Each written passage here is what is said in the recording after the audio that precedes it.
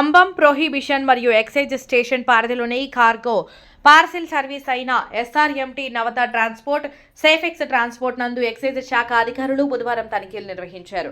రవాణా అవుతున్న పార్సిల్లో నిషేధిత మత్తు పదార్థాలు ఉన్నాయేమో అనే కోణంలో ఈ తనిఖీలు నిర్వహించడం జరిగింది. కాగా తనిఖీలో ఎటువంటి నిషేధిత వస్తువులు లభించలేదని సమాచారం. అదేవిధంగా ఎటువంటి పార్సిల్ అయినా అనుమానంగా ఉన్నట్లయితే ఎక్సైజ్ వారికే తెలియపరచవలసిందిగా కోరారు.